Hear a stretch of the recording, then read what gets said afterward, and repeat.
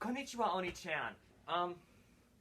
This week we are doing a very special thing. As in this week's video, it's actually a we. And I'm not just talking to myself for once. You okay?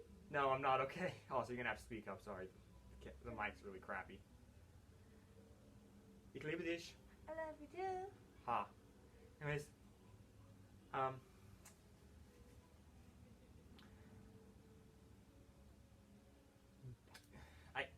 I'm sorry, there's no, like, gender-neutral term in German. There's no, like, the closest thing I could say is sie, but that's still she. There is no gender-neutral terms in German.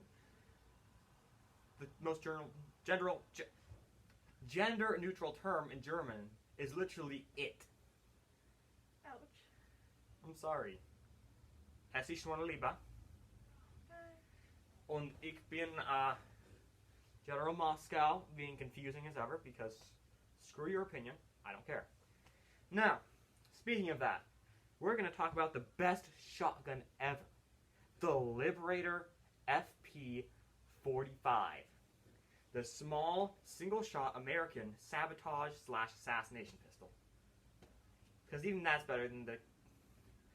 That is 100% better than the Shitecore Craphammer, okay? And I'm going to refer to it as the Shitecore Craphammer for the rest of the video. Sound good? Yes. Now, all these shotguns have at least one thing in common. And that is the fact they're 12 gauge. Right? Yes. But the other thing is they are both semi and fully automatic. Sorry. First off, we have my favorite of the group, which is the H&K submission to the CAWS weapons designing program. The H&K, the Heckler and Koch H&K CAWS or CAWS. Okay, an automatic bullpup shotgun, co-produced by Heckler and Koch, and Winchester Olin during the 1980s. This thing was an entry. Oh. Grab that. Ignore that, ladies and gentlemen. Technical difficulties, even though that isn't even technical stuff. It's literally just me hitting a table.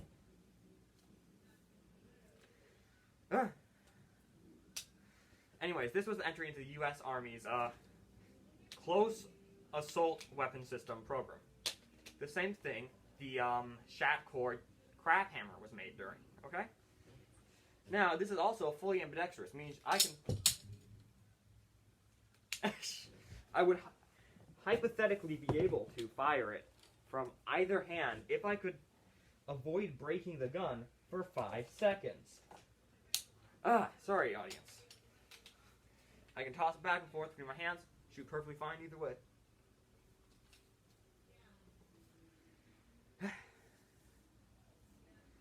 Now, the gun itself weighs about 9.5 pounds when loaded, fully with all 10 rounds of 12 gauge. Remember, 10 rounds. And it's about this much space. Very compact. Now, has a length of 30 inches and a barrel length of 18 inches. In other words, more than anyone could ever take. What are you looking at me for? Has a fire rate of about 200 to 300 sausages per minute, sorry. Shoots 12 gauge belted, which is 18.5 by 76 millimeter R shotgun shells. I swear I did not just copy and paste that last thing. And operates with a moving barrel and self-regulated gas assist mechanism. It's effective up to about 150 meters, which is pretty good for a shotgun. I mean, since Winchester was designing the ammo, they came up with too many types. I mean, they came up with many types, all the way from tungsten balls. Little balls of tungsten, just like tiny little hard metal balls that would shoot out of the front of the thing. What? You don't say... I'm talking about metal balls, okay? No. Let me talk about my metal balls. My balls of tungsten. No. I have tungsten balls in this thing. Do not make me. all the way to flechette things, which are like tiny little needle things that are like this thick, literally. I don't know if you can see that, but that's not at all thick. It's like me. Hey. Anyways, made of plastic, like H&K's G11. It was light, but still decently durable. Obviously more durable than this thing, because this thing shatters the second I pick it up. Ugh. It actually has a very good recoil system, and uses a floating recoil system. The barrel could also be fitted with a choke, or a choke barrel could be installed. A choke essentially makes it so that all of the tungsten balls go into the same place. So that way, instead of spreading out this much, the balls only spread out this much. See, when your balls are closer together, it usually ensures you can hit the target. Why do you keep looking at me when I say tungsten balls? I don't know. They're balls made of tungsten. Get your mind out of the gutter, okay? Never. Honestly, I feel that. The next book was hard to write because reading was really hard. And no, Tafta, I'm not a glitch. I just have pixlexia. Tested by the U.S. Army, it beat out all other competitors, including the Shatapa. Wait, what did I say I was going to call it? I don't know. My brain is Oh no, I was thinking Shia. I was thinking about the Rhino, the pistol. No. Oh, I don't know. The Shitecore Craphammer. That's it. Anyway, but it was not accepted. So, military and civilian production was halted, which is big sad because I would love to own one of those things.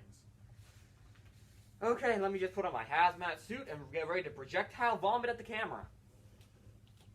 Or don't do that. Ew. The gaze. That's a joke. I myself and bird is the word. Indeed. Make sense? Okay. The Pancore Scheisse. I mean, the Pancore Schwein. I mean, Crapcore. Shitecore Craphammer. Pancor Jackhammer. You know what? I'm done. Okay. Designed by John A. Anderson. After his experience in the Korean War, it shoots about one gun exploding in the fire's face per trigger pull. I mean, it shoots about 240 rounds per minute, much slower than the other one. It fires 12-gauge shotgun shells, same as the other one. It was made by Pancor Industries, based in New Mexico, who had no place in firearms manufacturer design. In short, I hate this. Literally, out of the 3 models built for basic testing, that is just firing it. 2 of them exploded. I'm not joking. 2 of them just spontaneously combusted from sucking so much. And yet they still continue to make them. No, they didn't. I mean, for the other 2. No. No? 3 were just built. Okay, I don't know what I'm talking about. It's okay. Anyways. They literally just combusted. Like, these things suck more than angel dust. Okay? If you watch Hasbin, you'll know what I mean by that. And if you don't, Grandma, don't look that up, please. That's a different type of stuff. Grandma, please don't look that up. My grandma actually does watch this. Oh. Anyways. It took a pain in the you-know-what to reload, however, because the original version had it so you had to pull this entire section back on the stock, twist it a bit, and then, only then, could you pop out the ridiculously oversized 10-round magazine. This much space, 10 rounds. You want to hold it? Sure. Does that feel like it should hold more than 10 rounds? Yes. Yeah, especially when the other one holds 10, okay? Plus, in my opinion, at least from how I built it, I may not have built it fully to scale, it kind of gets in the way. The magazine was also so good at exploding. I'm sorry, I'm going to take this out even. Because you know what? I don't like the Pancore. It can screw off. Oh, it actually broke. Good. I'm happy it broke. The magazine it used was so crap and so good at exploding that they literally made a version of the magazine itself where you could just set it down and it would be a mine. Someone walks on this, boom, explodes. Finally, use it for something good. Like, oh wow, this thing keeps exploding in our faces, so why not just throw it at the enemy? I mean, it works. It worked in trials, but it wasn't the best. Okay. You know what? Hell, even the next gun from the video game. A video game is better. I broke it more. Are you proud of me? Will you hand me the? In short, This one, I think it's upside down. Nope. Okay. I don't this like that. is a model of the combat shotgun from Fallout 3. 12 rounds, 12 gauge. 12 rounds of 12 gauge. Rolls off the tongue. Sure. Fun fact about this, I never knew it, but it was based off the PPSH-41 submachine gun. I have no idea why. This thing is a shotgun, and that's a submachine gun. Speaking of the PPSH-41, if you want to check out that video, you know where to point? No. Over there? Yeah, up here. Come on, point with me. Hi. Wait. Wait. Point. Wait. There. I'm sorry. I'm sorry, this model is very bad. Just straight up. Point. If you want to learn about the PPSH-41, that's actually pretty chill. I'm specifically going over the legendary version of this, which is literally called the Terrible Shotgun. This would be better than the Shitecore Craphammer. Or the Shitecore Hammer. No. I don't even want to call it by its name. That's how crap it is. Like, I would not kill my worst enemy with that because not even they deserve something that low.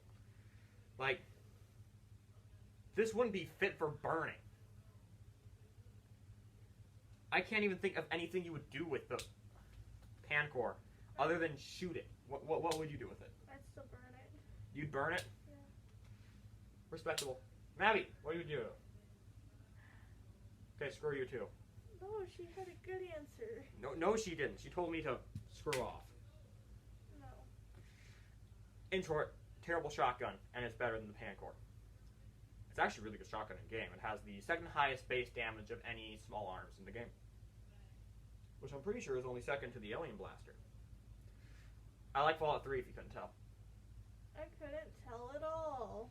Short list of guns better than the Pancor Jackhammer, the FP45 Liberator, single action little pistol thing, the Colt Deer Gun, the Model 21 break action shotgun.